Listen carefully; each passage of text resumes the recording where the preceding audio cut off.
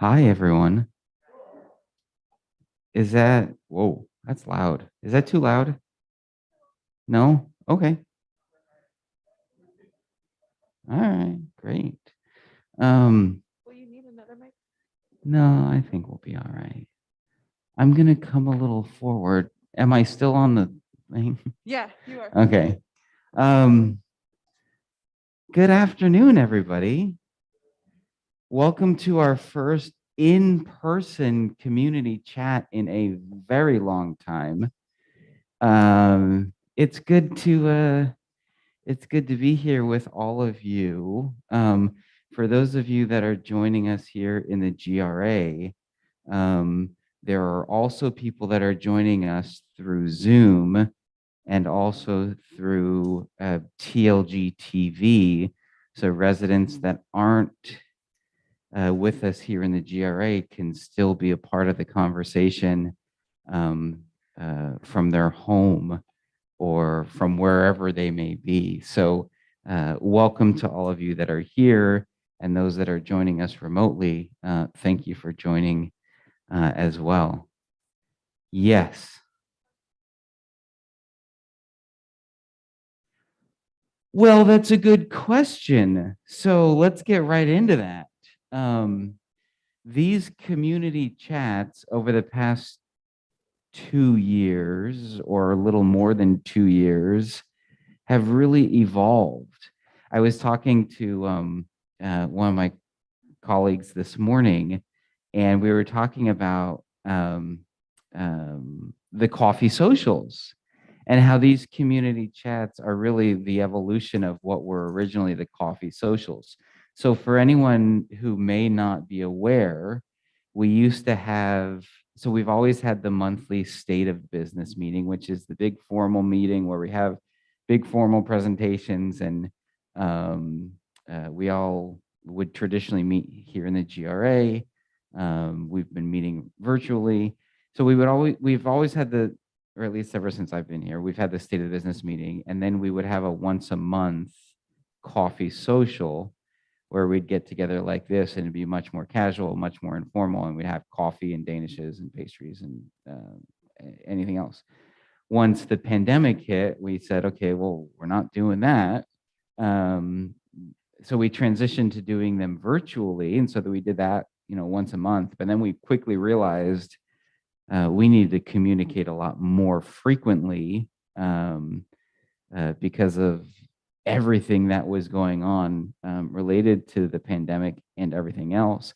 So I think for a while we were doing weekly chats, and we were doing those all through Zoom. And then I think people got tired of hearing my voice. So we scaled it back to twice a month, doing these community chats virtually. And so now here we are in like the 5th iteration of the coffee social. It started as a coffee social here in person. So our plan as it sits right now, but I'm not totally committed to this, and I'm certainly flexible to do whatever you feel would be most beneficial. We're currently scheduled to keep them on the 2nd and 4th Thursdays of every month at 1:30, and would do it here in the GRA, but also make it available remotely. That's the plan for now, but we can always change that. If it makes sense to do it earlier in the morning and go back to what we had originally done as the coffee socials, we could certainly look at that possibility. If we want to scale it back to just once a month like we originally were doing, that works as well. I don't know, I guess I can start with that. Anyone have any thoughts or opinions on that? How frequently to meet, and if we'd rather meet at a different time?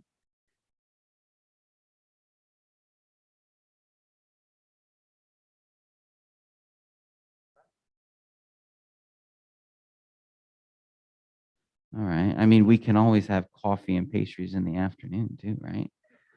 Oh, well, it's true. I guess just had lunch. Mr. Barish.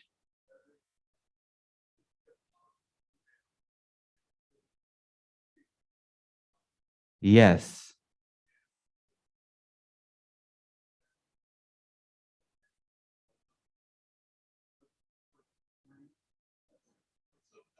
Uh-huh.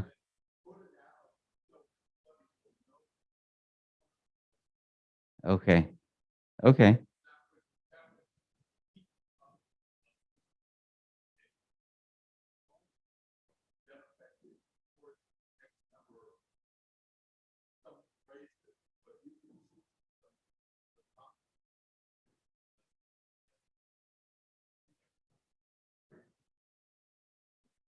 Okay. Okay. Great. Uh,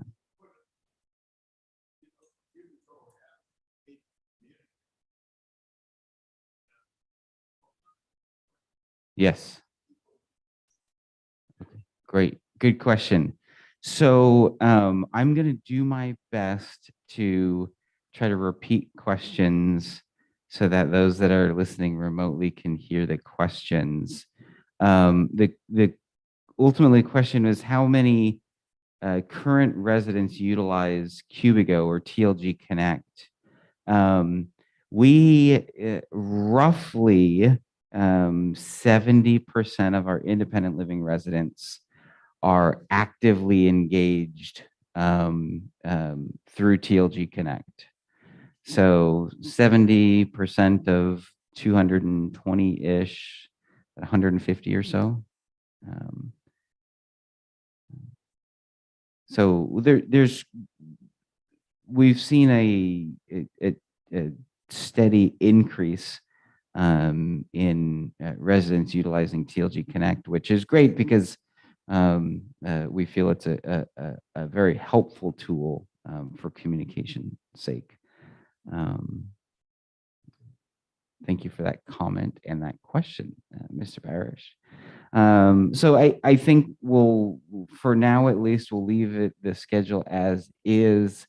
A couple of opinions about maybe moving it to an earlier time like we used to. But we'll leave it as is. But if anyone has any strong feelings or want to share their suggestions, feel free to reach out to me and let me know what your thoughts are.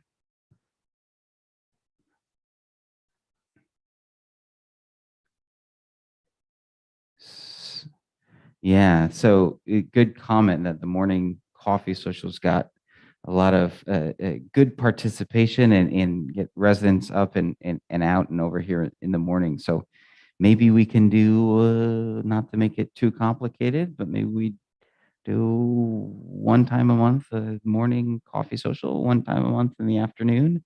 That way we can reach those that have a preference of earlier in the morning or earlier in the or later in the afternoon.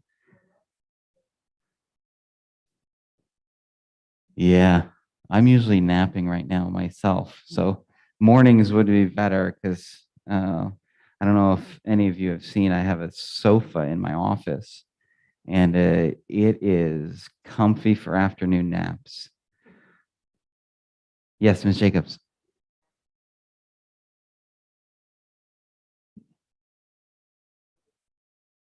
Yeah. Yeah. So so the comments afternoon is after nap is or after lunch is nap time for some people, and the early morning is typically it used to be at 10:30 and a good social opportunity. So okay, we'll figure it out between I don't know now and next month, um, and let everyone know what will schedule be. Mr. Wheaton.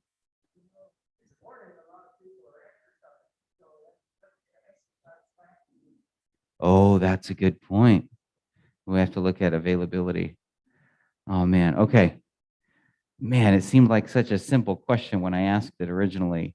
But this is all great, good things for us to consider. Okay.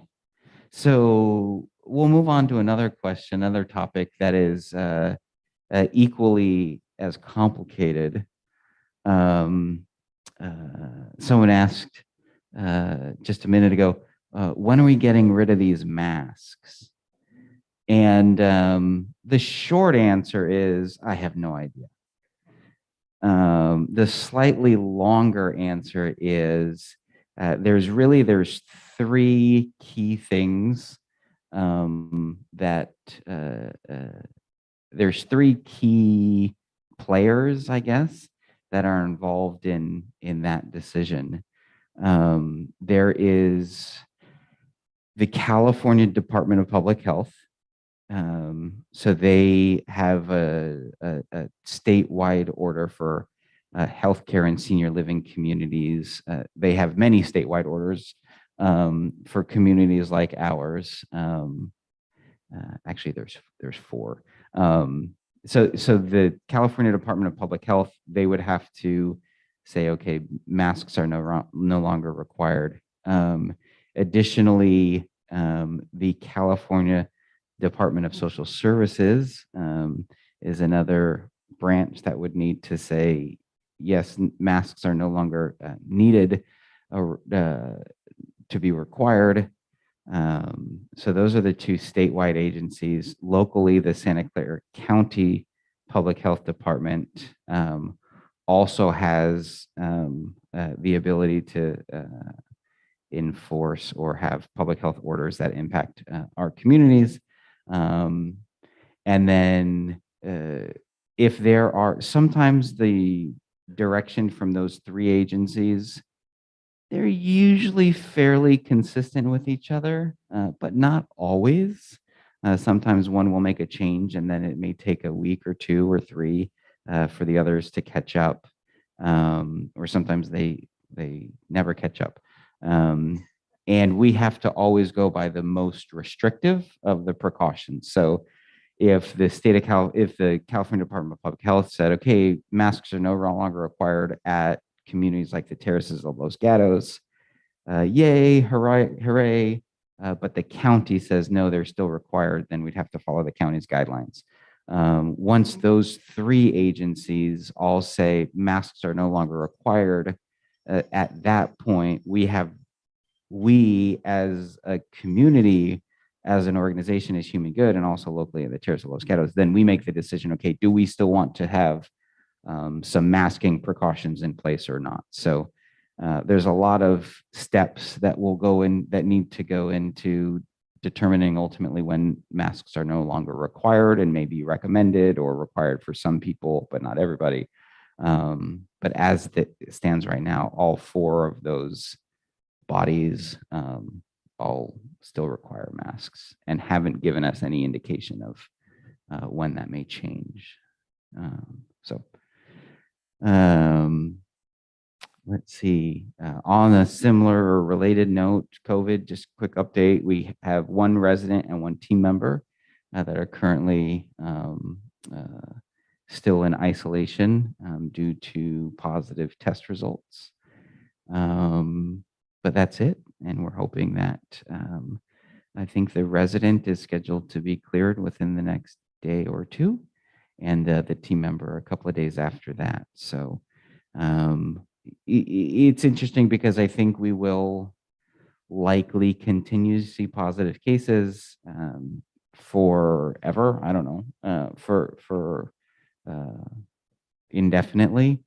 And we are in the process, as well as the state of California Department of Public Health is in the process of, making a shift between, this is something that is basically a shift from pandemic to endemic. So realizing that, okay, even though we're continuing to see cases are down, but more importantly, hospitalizations and death rates are also down. So making a shift from, we need to do everything we can to prevent COVID from infecting people, to this is going to be a reality for a long time. And what precautions do we have in place to, help prevent them, but more importantly, to help people continue to live positive, fulfilling lives while minimizing the risk of severe impacts from COVID-19. Mr. Barish.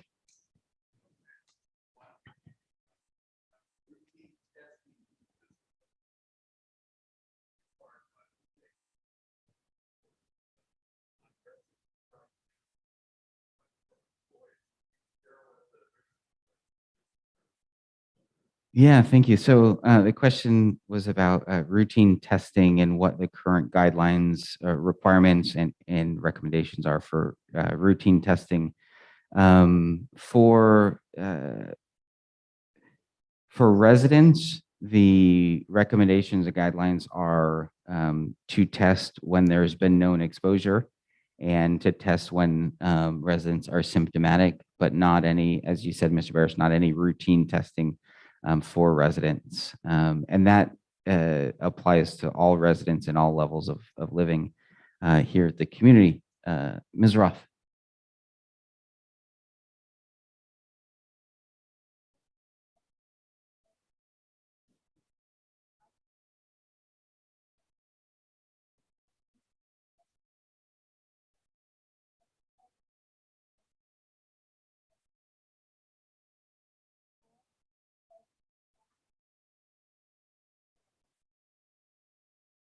Mhm.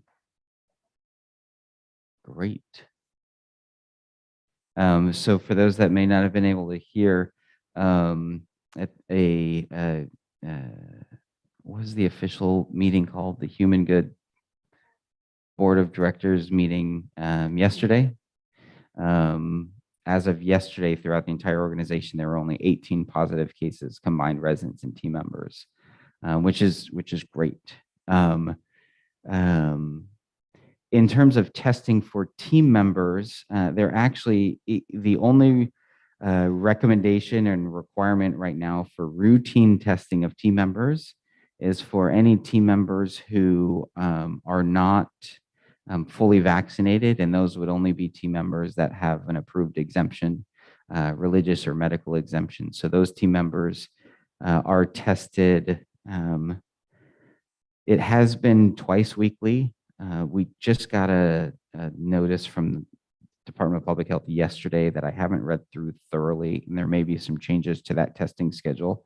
But as of now, it's been 2 times per week routine testing for team members that are not fully vaccinated for any reason, and it's primarily those that have exemptions, and that fully vaccinated in terms of those testing requirements is the 2 initial shots as well as the booster shot.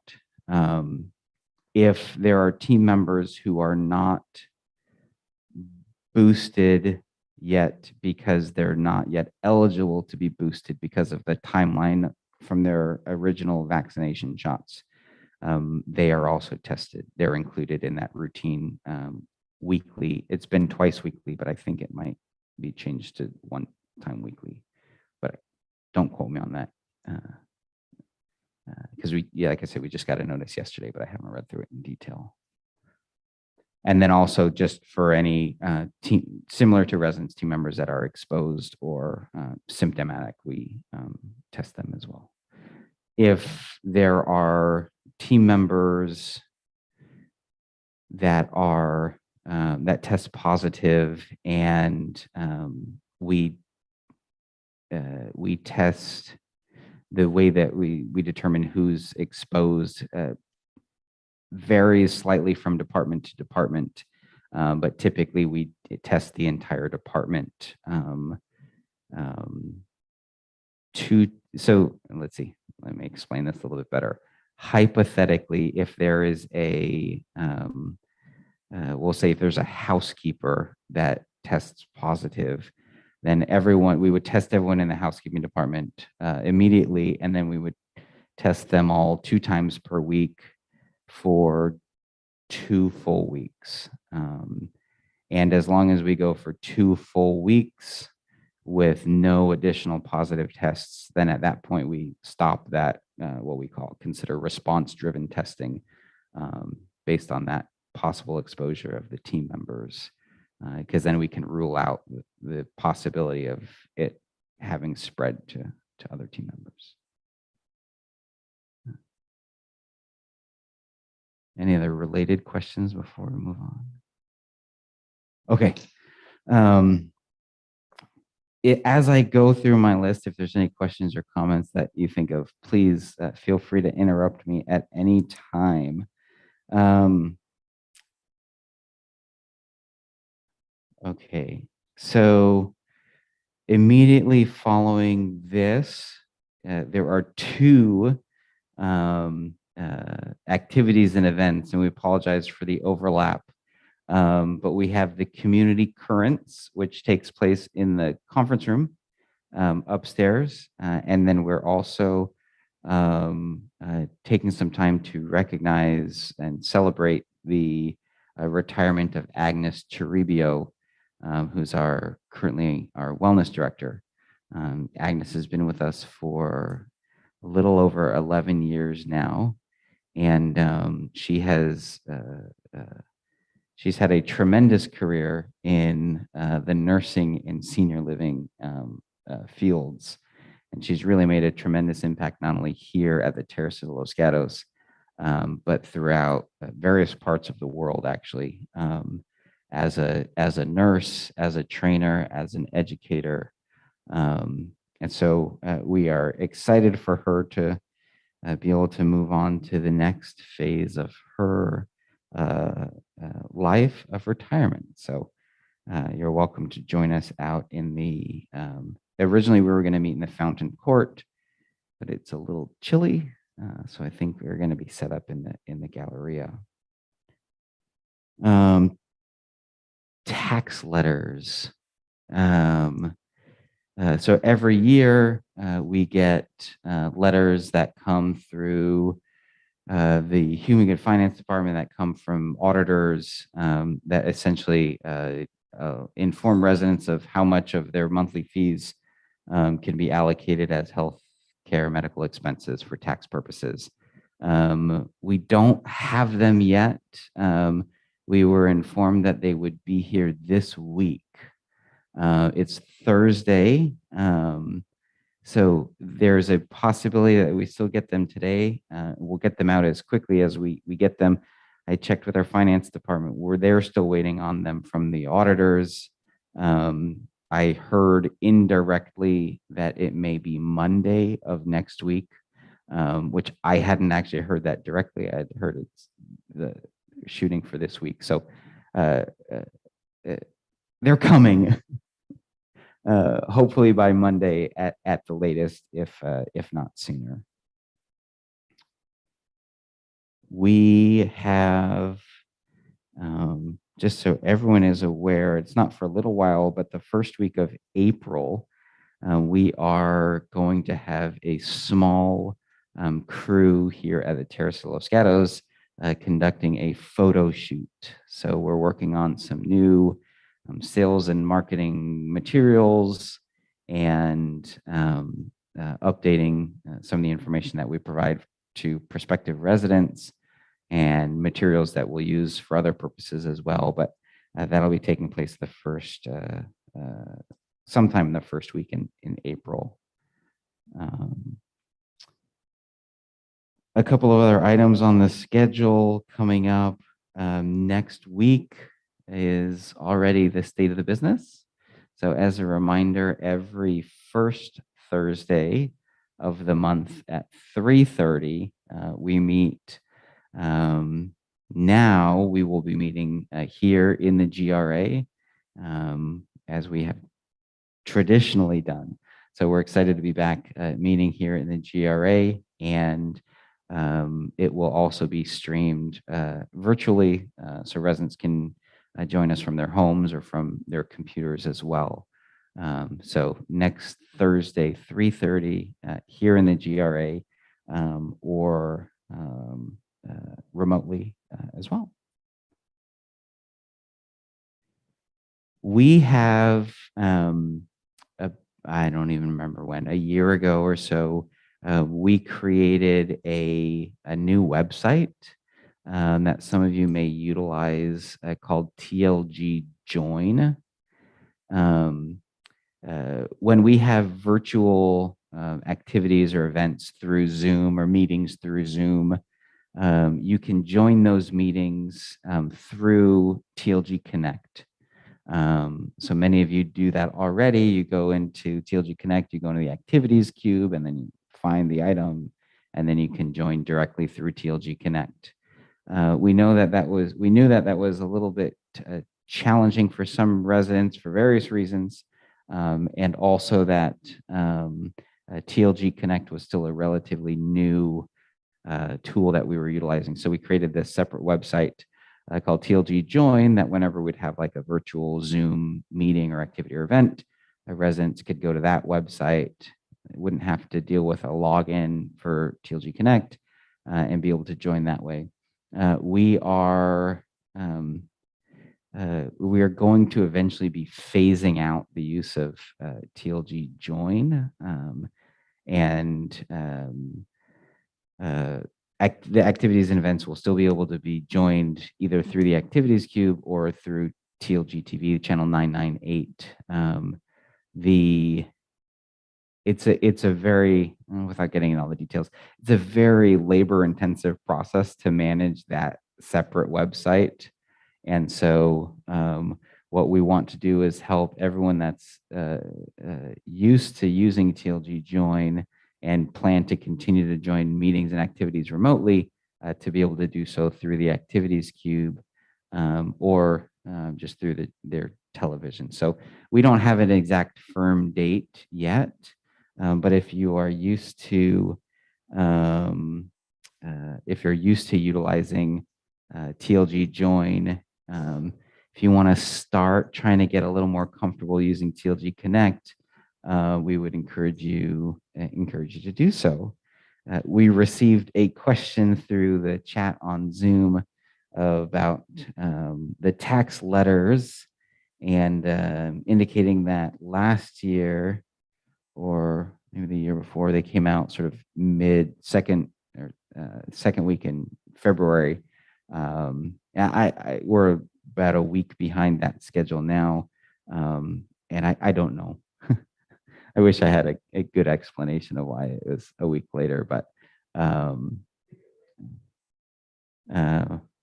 yeah, I don't know. It's got to go through all the books need to close, and it needs to go through the auditors. And I don't know how that whole process works, to be totally honest, but we appreciate everyone's patience. Okay, a couple of other quick items. I'm super excited for some new additions to our team, specifically to our leadership team. Most of you have already heard, and many of you have met some of the newer members to our leadership team. And but I wanted to just recap some of the most recent changes that have been made. And I want to preface this with I'm super excited about the future of the Terraces of Los Gatos.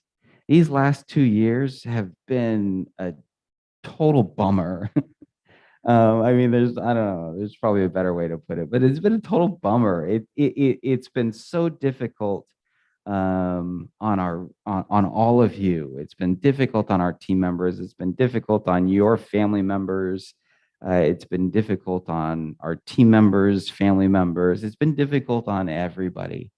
And although we still have to continue to do things a little differently and be still diligent about our infection prevention practices, things are looking up, and it's great to start doing things that we're used to doing, like this, like getting together in this way, but also some of the changes that we've made to our leadership team actually get me really, really excited for a number of different reasons. So I'll just go through a list in no particular order. Bill Penrod, some of you have had the opportunity to meet. Bill has been with us now for 3.5 weeks, almost 4 weeks now. And Bill is overseeing all of the daily operations in the health center. And so he officially, his title currently is Assistant Skilled Nursing Administrator. And the reason his title is Assistant Skilled Nursing Administrator is because technically, according to the records that we have with the state of California, I am the licensed skilled nursing administrator. Bill has been working in the senior living industry for over a decade in many different capacities. Most recently, he's been the executive director of a residential care facility for the elderly, a senior living community here in the Bay Area. He doesn't yet have his skilled nursing license. So he has one of the licensures, but not the other licensure. And he's completed everything that needs to be done except for taking two final exams. So he's studying for those currently, and within the next few months, he should get his skilled nursing administrator license, and then officially it will be a title change. But for all intents and purposes, he is the administrator overseeing all the operations in the health center working closely with me and Allie, our director of nursing in the health center. So we're super excited that Bill's with us. If you haven't met him yet, please, when you see him, take time to introduce yourself. He's the one that always looks very professional. He's made me realize that I need to start paying a little more attention to how well I dress myself when I come into work. So if you see a guy wearing a suit or he's got a great haircut. If any of you know Mark Rivera or Steve Charagosha, he's got the same haircut as Mark and Steve. So it's hard to miss Bill. I met Bill about 4 or 5 years ago through an industry leadership development conference program that we went through together. And I was just super impressed with him when I met him. And anyways, we were able to reconnect, and it's worked out great to have him be able to join our team. So that's Bill. About, gosh, I think it's almost been 2 months or a month and a half now. We have had Stephanie Saria join our team as our assisted living manager. Stephanie is originally from the Bay Area. She moved down to San Diego a couple of years ago, and she was working at a community in San Diego.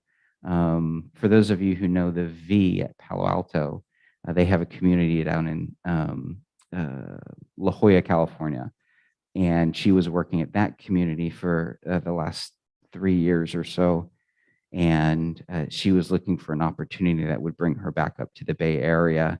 And through sort of some mutual acquaintances, professional acquaintances, I was able to get connected with Stephanie. And so she's joined our team as our assisted living manager. And she recently, as of a couple of weeks ago, she completed her training and passed her exams to be an official RCFE, which is the terrible term for the part of our community that's everything outside of the health center. So she became a licensed administrator, a licensed administrator for residential care facilities for the elderly, which is a terrible name. I apologize on behalf of the state of California that we are classified as a residential care facility for the elderly, but we are. So she got that license, which is great, and it's a good accomplishment. So Stephanie has joined our team, and also as of 2 days ago or 3 days ago, 2 days ago, Charmaine Verador has now joined our team. Charmaine is essentially, well, not essentially, she is taking over the position of Agnes Toribio, who I mentioned earlier is retiring next week. And Charmaine's role is going to be slightly different than what the wellness director role has been in the past. What we've decided to do, and this is something that really we've been working towards for the past few years, is taking the assisted living department, the memory support, the Grove, so take the Lodge, take the Grove, and take wellness, which has been the nurses supporting those 2 areas, and bring them all together essentially under one umbrella as one cohesive team. And so Charmaine is the essentially overseeing all 3 of those departments. We are in the process of evaluating what that will look like for the wellness department, and we'll be making some announcements soon about some changes to a little bit of change to this leadership structure within the wellness department. But Charmaine will oversee all of those teams, which I'm really excited about. That's one of the things that really gets me excited, is because we have for far too long, those 3 very important departments although they may have been functioning well as individual departments to a greater degree than I felt was appropriate, they've been sort of isolated in different silos, and bring them all under the sort of same umbrella will help us in a lot of different reasons. It'll help with communication and workflows, efficiencies. It will also help with operational staffing logistics. So our goal is to eventually have team members that are able to work in various different capacities within those departments, um, to be able to fill in where is needed, and it will have minimal impact on the resident experience. And so a lot of it's a subtle shift, but I think it's an important one and one that I'm really excited about. So that's Charmaine, Bill, Stephanie. As we all know, Jerry Austin, our Director of Dining Services, has departed and moved. Well, he hasn't officially moved yet, but will be moving out of the area. Matt Heyman is our interim Director of Dining Services. Matt's been with us for about 2 weeks now, and obviously time will tell. But the first 2 weeks that he's been with us, I've been impressed, and I'm confident that things will continue to run just as smoothly as they have as they were under Jerry's leadership.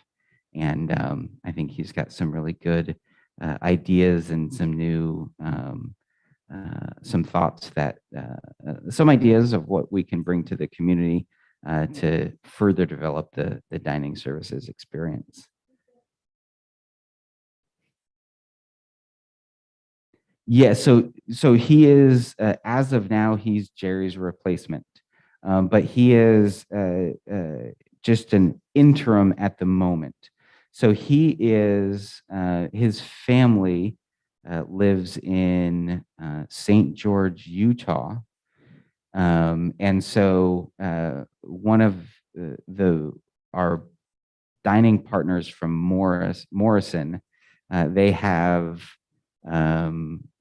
sort of leadership directors that are traveling interim directors. So when when a community finds themselves in a situation like ours, where we're looking for a permanent replacement, they have a pool of people that they can call upon that will help fill in until we have the permanent person. So we are recruiting for a permanent replacement for Jerry, and in the meantime, in the interim, Matt.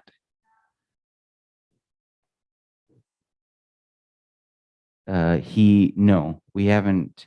We're still going through the interview and evaluation process with prospective candidates for the permanent position.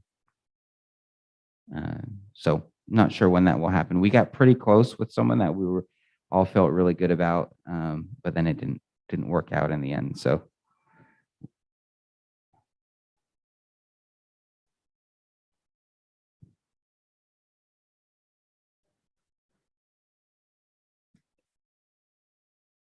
the question is if we have any other internal candidates for that position that the residents may have already met, or could have the potential to meet. Not at this time. There aren't any, we don't have any internal candidates for that position.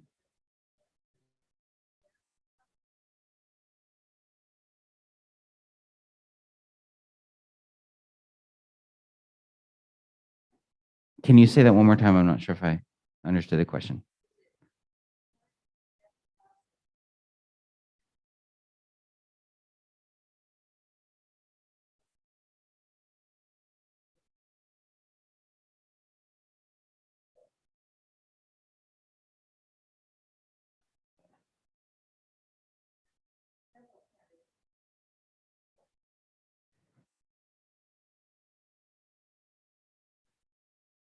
Oh, I see what you mean.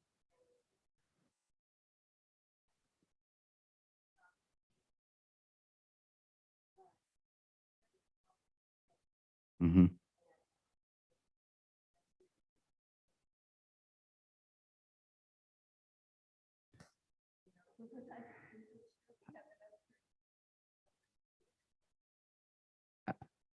Jerry never told me that he got any complaints. That's interesting that you said that. No, I'm just kidding. Um, um, so the question, and maybe I'll rephrase it in maybe a slightly different way is, if residents will if any resident will have the opportunity to meet prospective candidates or be involved in any way of the sort of decision-making process, because we want to make sure that it's someone who is able to interact well, communicate well with residents, and create relationships with residents. I couldn't agree more that the most important part, in my opinion, in that position is someone who's able to connect with residents and be able to create environments where residents can share feedback and that feedback is heard and followed up on. And I think Jerry did do a good job at that. And to answer your question in short, yes, there will be resident involvement to a certain degree. We'll be working with primarily with the dining committee to kind of get their feedback input on before we make any final decisions. And lastly,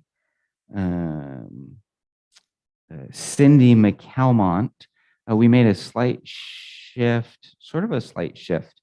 Previously, our chaplains here at the community have fallen under the resident services department.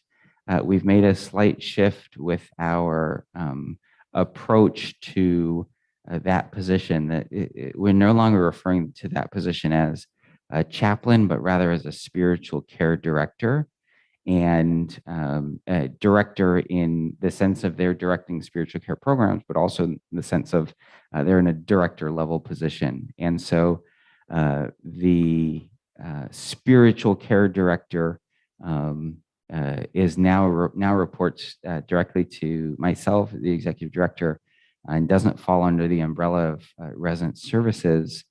And our goal with that position is to make it a much more inclusive position. Someone that's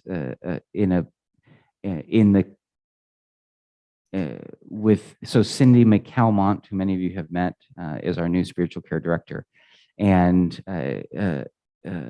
she's fantastic, and she has made it. We made it really clear to her, and she made it really clear to us that we were all on the same page. That her goal is to provide spiritual support in whatever way our residents need it. And so for some residents, that's more of a traditional ecclesiastical approach, helping facilitate more traditional religious services, but also being available and providing less traditional spiritual support and guidance, and collaborating with different faith-based groups throughout the greater community to make sure that residents, whatever their religion may be or their faith preferences may be, she is available to help make those services, those experiences available in the ways that the residents wanted. So I'm really excited to have Cindy on our team. I think she is the exact perfect person that we need for that position, and in the direction that we're going with that role. So those are the most significant and most recent changes to our leadership team, all of which I'm super excited about. And I look forward to all of you getting to be able to know and interact with all of them in the coming weeks, months, and years. That's all I had on my list of things that I wanted to make sure to share. Mr. Wheaton.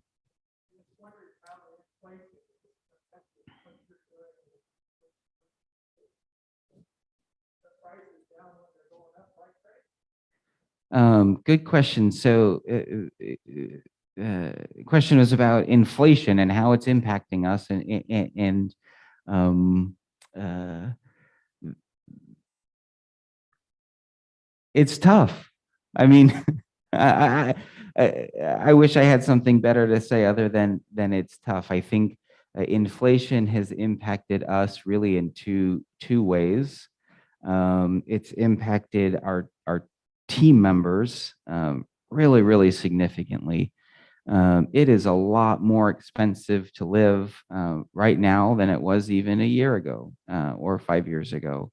And so that puts financial pressure on them, which in turn then puts financial pressure on us as their employer. So we are continually evaluating our wage scales and making adjustments where we have to and where we can. New team members that we are recruiting, there's different expectations now than there were a year ago, not only in terms of wages, but also in terms of flexibility. You know, a lot of most industries over the past 2 years have been really flexible with their work schedules, with working from home, working remotely. And so we don't always have that same type of flexibility. And so that creates some challenges. People that have worked in this industry are leaving to work in other industries that create more flexibility. Back to the original question about inflation, everything's just more expensive. Not only just labor, but everything we're purchasing, food's more expensive, supplies are more expensive. Hopefully it will sort of plateau a little bit, but we're still continuing to see increases. What that tells us is that we need to make sure that we're being as efficient as we possibly can. We need to make sure that we are doing all that we can to be efficient in our operations so that we minimize the impact that it has on the residents. Obviously we're thinking about, and I don't even want to say this, but we're already obviously thinking about what next year looks like in terms of rate increases. We know this past year was a little higher than it traditionally has been.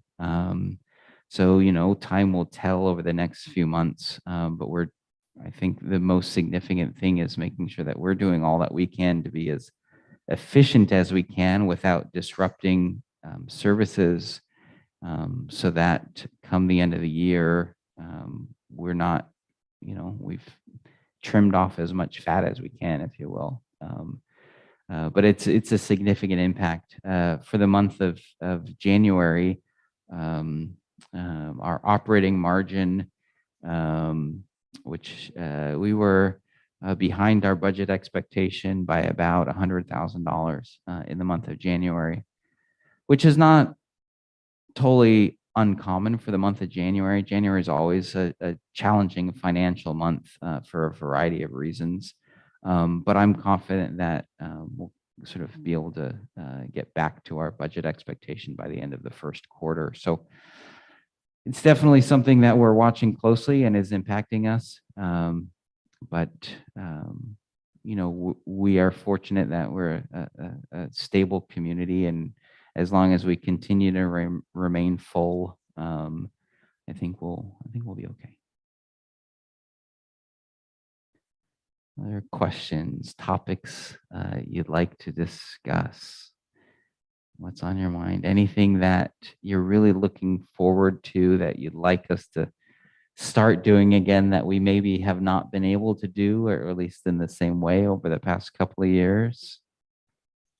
We're having some discussion about farmers market. So working with our dining services team, sort of a combination of reasons why we temporarily discontinued the farmers market. We weren't able to get produce like we have been for supply chain issues and also just seasonality. And obviously COVID related issues, but we'll likely resume the farmers markets sometime in the month of March, but we haven't firmed up exactly what date those will start again. Is there anything else though that you're anxious for us to start doing again, Ms. Elby?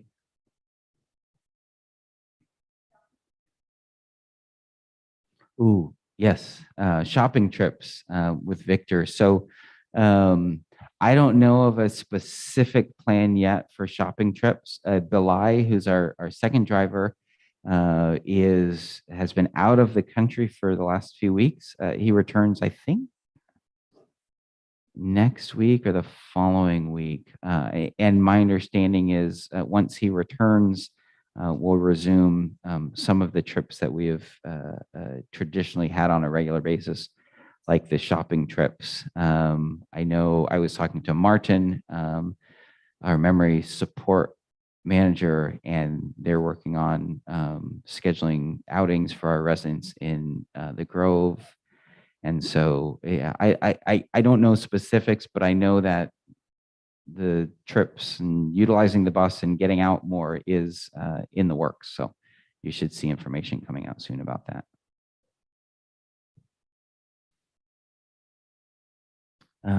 We have not for the past 2 years had our annual multicultural day.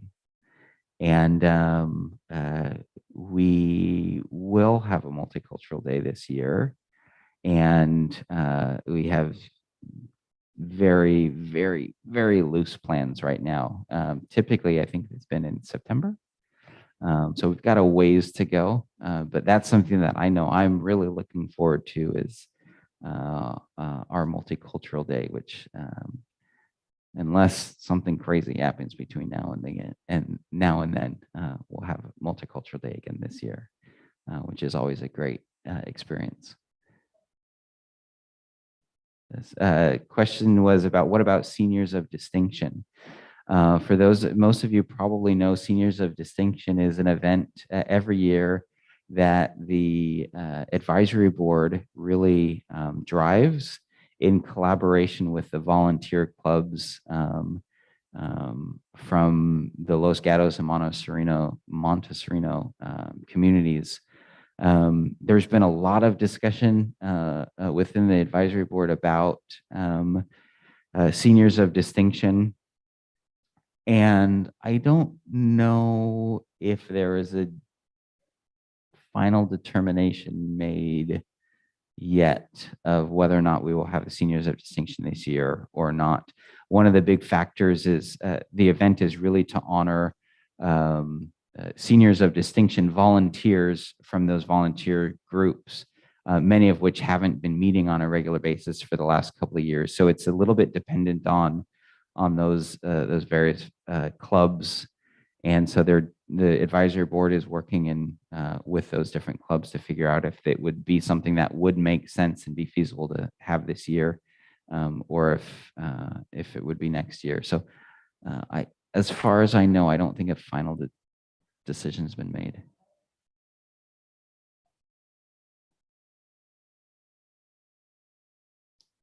Yeah, not that I'm aware of. Yes.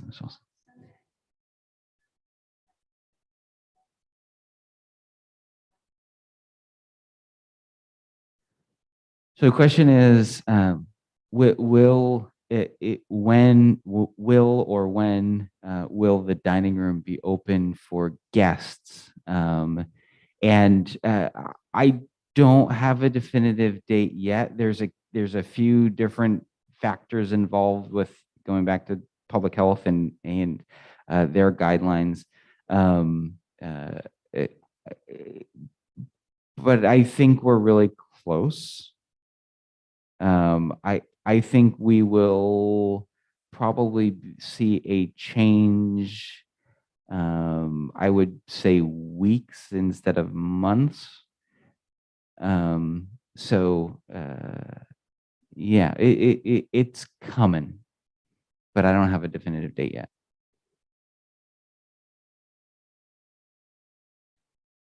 Any other questions? We've got a couple of minutes left.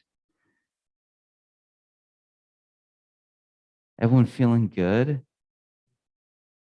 All right. Well, all right. Well, I guess we'll call it a chat. Thank you all for being here, and we'll see you next week at State of the Business at 3:30, not 1:30. Thanks. Have a great day.